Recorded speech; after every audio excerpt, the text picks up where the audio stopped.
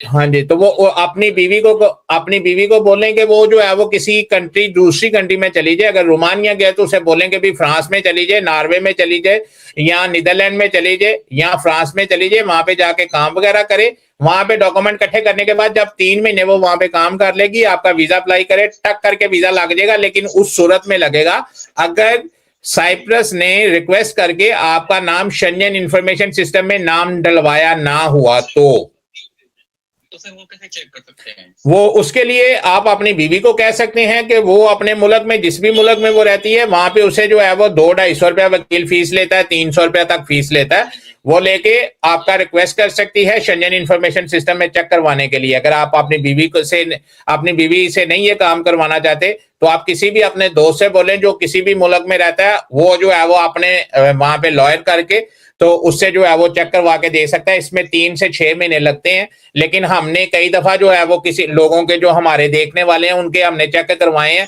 महीने में भी आ जाता है, 3 हफ्ते में भी आ जाता है, 1.5 महीने में भी जो है वो उसका लेटर आ जाता है, जिसके ऊपर लिखा हुआ होता है कि आपका नाम शेंजन इंफॉर्मेशन सिस्टम में है। अगर है तो आपके ऊपर कौन सी आर्टिकल, कौन सी धारा लगी हुई है, और अगर नहीं है तो आपका जो है वो रिकॉर्ड क्लियर है, साफ है, आपका जो है वो शेंजन में कोई भी गलत नाम नहीं है। तो ये सारी चीजें जो है वो उसमें पता चल जाती है। तो भी सर वो ना इटली में रहती है काफी साल से। जब मैंने शादी करवाई थी तो लगता है वो इटली में थी, और वहीं के उसके पास सारे पेपर वगैरह, आईडी वगैरह भी है इटली की। तो फिर इटली का ही अप्लाई कर ले, इटली भी लग जाएगा वीजा। वो शेंगन वीजा अगर मैं करता हूँ तो इटली जाके भी ये काम कर सकता हूँ जो? जी जी बिल्कुल, आप जी बिल्कुल कर सकते हैं, बिल्कुल कर सकते हैं।